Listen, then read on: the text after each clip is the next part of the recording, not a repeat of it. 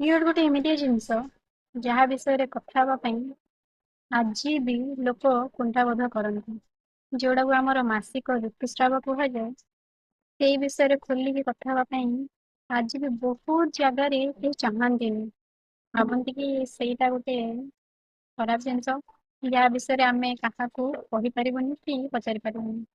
ତୁ ସେଇଟା ବୁଝିବା ଦରକାର ଯେ ଏଇଟା ଭଗବାନ ବନେଇଛନ୍ତି ଗୋଟେ ପିରିୟଡ଼, ଆଉ ଗୋଟେ ହଉଛି ଛୁଆ ଜନ୍ମ ହବା। ସେଇଟା ମାନେ ଭଗବାନଙ୍କର ଗୋଟେ ଏମିତିଆ କ୍ରିଏସନ ଯୋଉଟା କି ଆମେ କେବେ ବି ଜାଣି ବି ପାରିବାନି ସେ ପ୍ରୋସେସ କେମିତି ହଉଛି କଣ ପାଇଁ। ମୁଁ ଗୋଟେ ଗାଁକୁ ଯାଇଥିଲି, ମାନେ ସେଇ ଗାଁରେ ପିରିୟଡ଼ ଆସିଲେ ପ୍ୟାଡ୍ ଆଣିବା ପାଇଁ ସେମାନେ ଦୋକାନକୁ ମାଗିଗଲେ ତାଙ୍କୁ ଲାଜ ଲାଗେ। ମାନେ ଡାଇରେକ୍ଟ ମତେ ପ୍ୟାଡ୍ ଦିଅନ୍ତୁ ବୋଲି ସେଇଟା କେବେ କହିପାରନ୍ତିନି।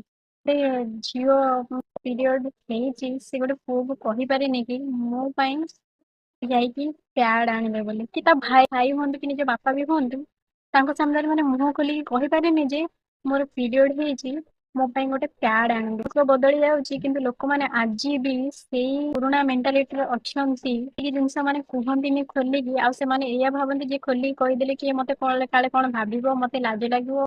କିନ୍ତୁ ସେଇଟା ମାନେ ନ୍ୟାଚୁରାଲ ଜିନିଷ, ସେଇଟା ନର୍ମାଲ କଥା। ସେମାନେ ସେଇ ଜିନିଷଟା ଭାବନ୍ତିନି ଯେ ସବୁ ଝିଅ ମାନଙ୍କୁ ପିରିୟଡ଼ ହୁଏ, ତ ଏଇଟାରେ କିଛି ଲାଜ କରିବାର ନାହିଁ କି କିଛି ସେମ୍ ଫିଲ୍ କରିବାର କଥା ନୁହେଁ।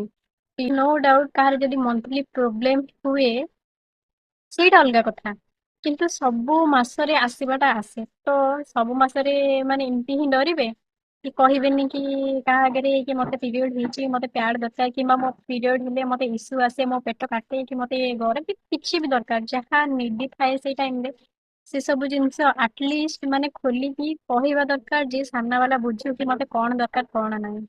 କାରଣ ପିରିୟଡ଼ ଗୋଟେ ଏମିତିଆ ଜିନିଷ, ସେଇ ଟାଇମରେ ଯେହେତୁ ଆମ ବଡିରୁ ଗୋଟେ ପାର୍ଟଟା ଖଣ୍ଡିଆ ହେଇକି ବାହାରିକି ଆସେ, ତ ସେଇ ବ୍ଲଡ ଟା ଆମର ବାହାରେ, ସେଇଟା ବହୁତ ପେନଫୁଲ।